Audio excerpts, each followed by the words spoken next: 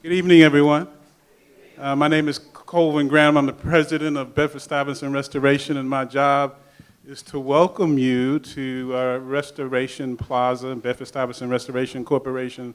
But I truly hope that all of you have been here before, and so there's really no need to welcome you. I hope you already feel welcome when you walk in the door.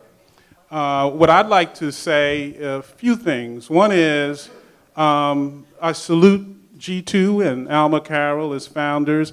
I salute Clarence Mosley, the chairman, and I salute you, Bob, as well, for a long struggle. I mean, we have talked from time to time, Bessie Edwards as well. We have talked from time to time about how difficult it has been to carry the torch for jazz in Brooklyn. It's been a real struggle, but I see a breakthrough. I feel a breakthrough, and we are very pleased here to be associated with you as you move forward. It was very kind of the borough president-elect to invite you to Borough Hall, and you can visit. But remember that Restoration Plaza is your home. And it would always be your home regardless of who the occupant of Borough Hall is. We're really excited about two things. One is today we have you on the lower level, and we have the theater going full strong with a play. And on the third floor in the Skylight Gallery, Danny Simmons is having a one-man show. So it's a real thorough art day for us today. But the second thing is that we have been working really, really hard with the assistance of our elected officials to try and make this a world-class venue. And in spring of 2014, the first two floors of Restoration Plaza will undergo a major renovation. We'll have a new theater, which will be opening in about 18 months after we start the renovation. This ground floor will be renovated. And what I'll be most happy about after having been here 12 years is that we'll have world-class bathrooms. I won't have to apologize for the bathrooms anymore. So thank you all. I appreciate you being here. Ladies and gentlemen, you might forgive us one moment because some of our guests will have to leave us. This is election year, so we like to ask our honored guests from South Africa if they could join us on the stage with Eric Adams. And I believe Brother Van is here, if he's here for a moment. If you could come up, and our chairman, he'll come up for just a minute. Thank you, media. We met George, I believe, about 3 years ago. 3 years ago. And George has agreed to return, and he brought a delegation with him. Though jet lagged, they agreed to join us on the stage in accepting this award on behalf of our partners in Jazz Africa Heritage, known as JA. Bessie? Yes, the plaque reads, the G2K Founders Award presented to Charles Ndabeni for supporting and believing in the vision of Jazz African Heritage. We thank you for being a part of this celebration and coming to represent Charles and accept this award. Thank you very much, and I'm honored to receive this award on behalf of Mr. Charles Ndabeni, my compatriot. I will make sure that it reaches him, and we will continue the work of building bridges among our cultures and our people. Thank you. Thank you.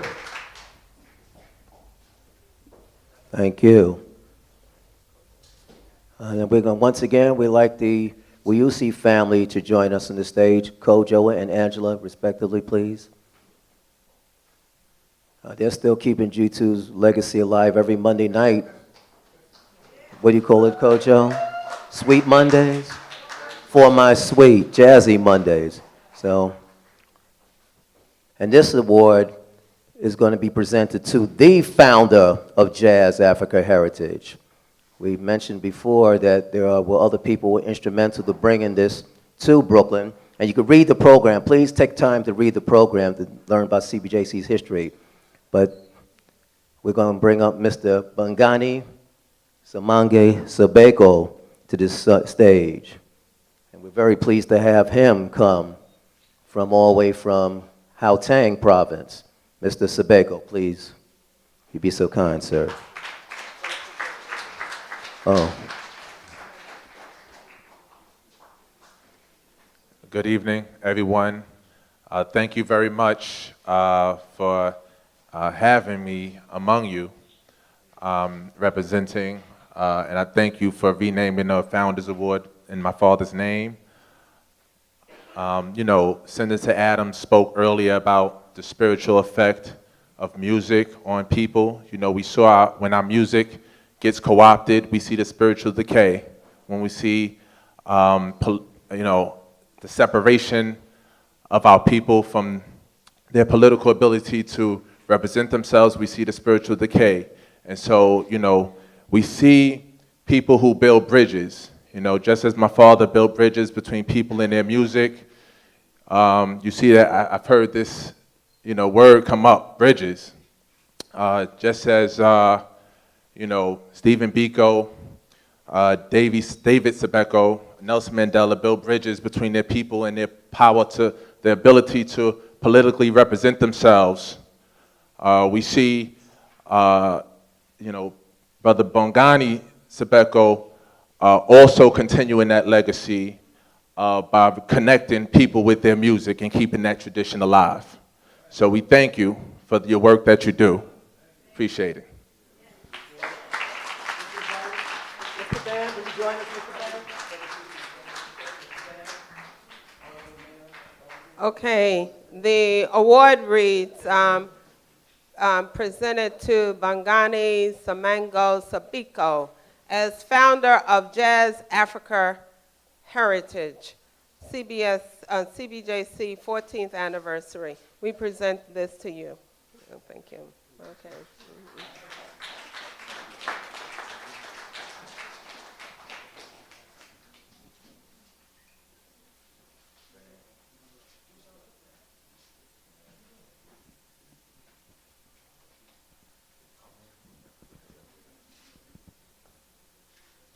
Thank you very much. I appreciate it. Thank you. I love G.B.T.V a great deal. Yes, my sister.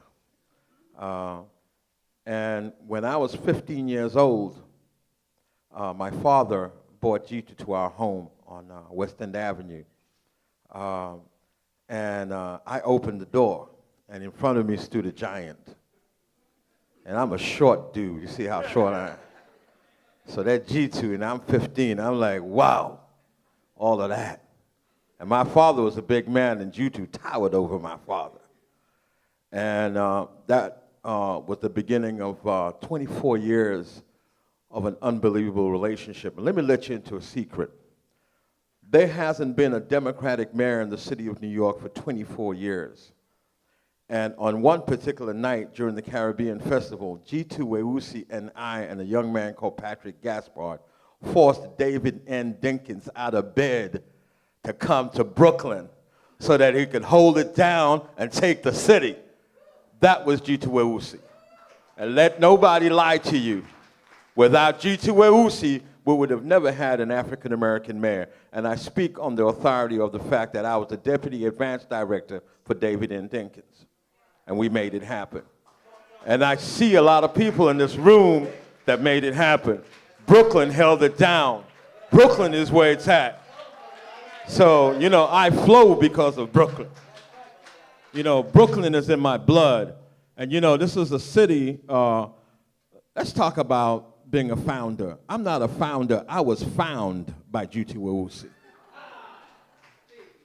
And when I sat down in the land that we Pan-Africanists wanted to call Azania, but is currently called South Africa, when I sat down and I said, it's time to write, I said, jazz, that which is richly African in its roots, but uniquely African-American in everything else. There is nothing that can ever dispossess the African American people from jazz. It belongs to you. So that's why we have the word jazz. And then Africa, the motherland of all our people, at home and abroad, in every corner of this world, this universe, if you like. Africa, our common ground, our home, our defining identity. It's in our gene material. And then heritage, that which is yesterday, that is which the struggle that we confront today, and that we build tomorrow for our future. That is heritage.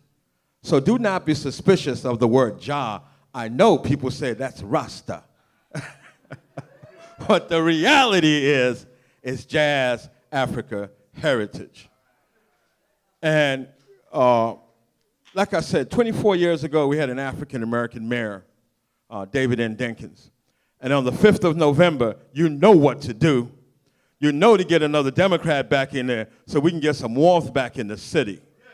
You know, we can stop that cold isolation of the 5 boroughs. You know, Bill de Blasio and I go back a long way. I remember working with Bill. He used to occupy this desk right next to me, and I'd steal his sandwiches every day. Bill's wife used to pack sandwiches for him. We used to eat at the pizza place. So sometimes, you know, I'm a big guy. You see me, right?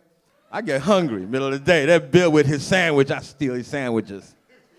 Now here's the mayor. What am I going to do? Well, he's going to be the mayor if you all do the right thing on the 5th. Make sure, as they say in Chicago, vote early, vote often. No, I mean, just make sure. And let me go back to my childhood and how this is possible.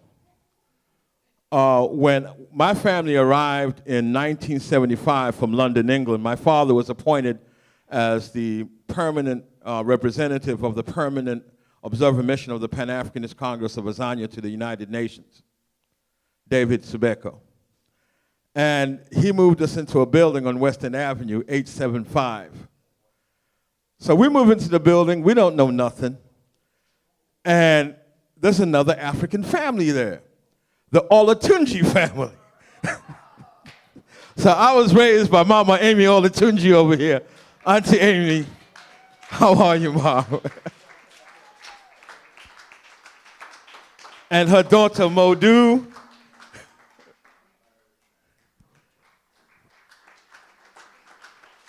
So there was a time Modu came with Baba to South Africa. Baba is a very powerful. Baba Tunde Olatunji arrived at Morehouse University in 1960.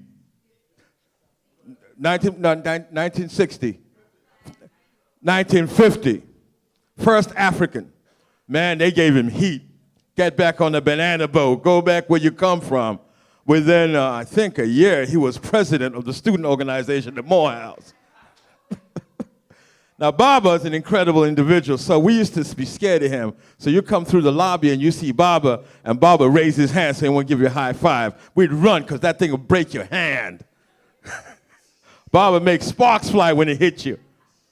And Baba had the Drums of Passion, an incredible album. I was very close to Baba's son, Kwame. May his soul rest in peace, my brother. I loved Kwame very much.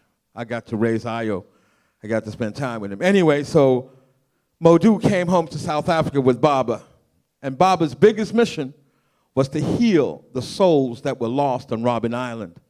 And we went to Robben Island. And he drummed in front of the Pacific and Indian Ocean and released the souls of the men that suffered the most outrageous punishment. I will make sure that his story is told, Aunt Amy. So that was this is an emotional moment for me. Now, when my father was assassinated in 1979 on June 12th, there's a family from Brooklyn that showed up at the doorstep. Joyce Cumberbatch came to my home and stayed with my mother and us and Stacy Cumberbatch, who I went to high school with. Stacy and Joyce, how are you? It's been too long. Mama Joyce, how are you? It's been too long. And I did a play called Busman and Lena. It was an apartheid play written by Arthur Fugel. So I did this play. I was maybe 14 years old, 15, 16 years old. And Stacy's mom was the principal of a high school. And Stacy convinced her mother, I'm sure she said she'll do dishes and laundry if I could go do the play at her school. So I started in Brooklyn, performing and misbehaving in Brooklyn long time ago. So Joyce Cumberbatch, Mom, wonderful to see you. Thank you. And I think I've taken up a lot of time, but no, don't give me this mic. I'll be here all night. Okay, all right. And let me just say something about the Central Brooklyn Jazz Consortium. There was no other choice for me. I had no other choice. When I finished formulating Jazz Africa Heritage, it was to build a permanent cultural bridge between the motherland and Brooklyn. I did not have another address.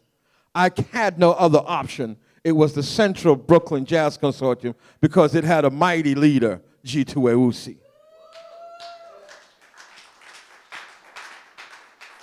And let me tell you a couple of things that G2 threw down. We went to the African burial grounds on Wall Street with 24 Setswana dancers and closed down Wall Street for 3.5 hours. We went to City Hall, closed that down. We went to Prospect Park, closed that down. G.T.V took over the city with, and Bob and I were discussing this the other day. We went to a Roman Catholic church with half-naked African dancers and threw down with the Vatican. Thank you, G.T.V. So, Jazz Africa Heritage demands a few things, and they're simple things. That the cultural bridge that we build amongst each other must never forget that in the 35 years that we undertook the armed struggle in South Africa, the African American community had unconditional support. We had unconditional support. The African American community never swayed, and they came in numbers, in massive numbers. We've been a revolutionary democracy since April 27th, 1994. We have had the most incredible government. As they can attack the ANC and go, I'm a child of the Pan-Africanist Congress, but I serve the African National Congress because that is the African government that is sitting, and I am loyal to the African government. And that government's been in power for the last 19 years, and we thrive. And on that basis, please, you have a home in South Africa. I hope the Consul General will issue you a visa when you come up to him and you say, Consul General, I want to come through. In fact, I challenge, as a South African citizen, I have the right to say, Consul General, we need our people to come home to do the following. To empower us in areas where we've been disempowered historically. To make sure that they have a home. The African American community, there's a financial report that's put out by the National Press Association, which is the largest African-American press association in this country, and a very old and distinguished association, in conjunction with Nielsen, because now Nielsen thinks black folks are important, so they study us.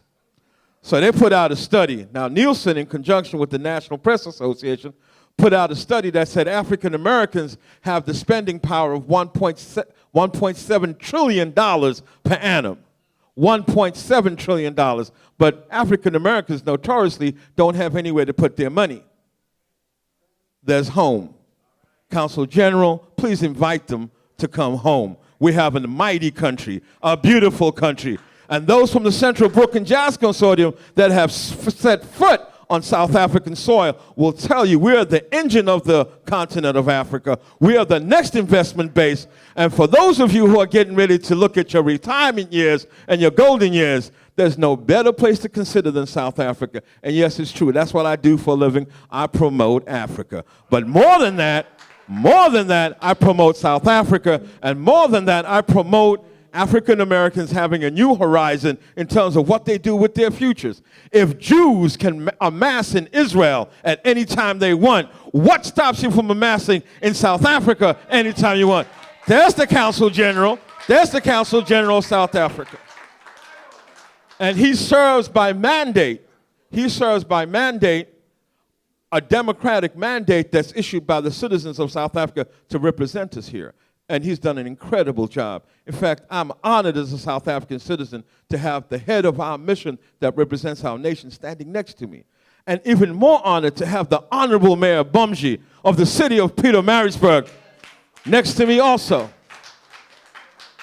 And what's critical and important for me is I'm going to hold the mayor's hand and I'm going to cut a deal right here. Watch. Check this deal out. Mr. Mayor, would your city consider hosting the Central Brooklyn Jazz Consortium in your wonderful city for a Jazz Africa Heritage concert? I got witnesses, Mayor. Can I get that? Yes, we'll do so. Together, we'll forge a meaningful partnership with Brooklyn, South Africa, and the district of Umgungundlo municipality in the name of Madiba. Thank you very much. Thank you very much. Now, when he says the name of Madiba, when Comrade, our leader, our former president, our first democratically elected president of the Republic of South Africa came to the United States of America, the first place he touched down was Brooklyn, New York, at Boys and Girls High School. And who held it down? G.T.V. It was G2 that took, and Alvan, and Annette, and everybody else. It was the black political leadership and the activists of the city of Brooklyn. Nelson Mandela gave his first speech here in Brooklyn. And on the occasion of his 95th birthday, in Borough Hall, 95 kids lit 95 candles and sang happy birthday to Nelson Mandela. And that's Bob Myers. Bob Myers, thank you. And I've got to thank Polani. I've got to thank Polani, my wife, for making sure I made it here in one piece. She worked on me day and night. And as I close, I've never met G2's son. My brother, thank you. This is what I have to say to you. I hope I've been a good son to your father. Thank you, my brother. Brooklyn, thank you.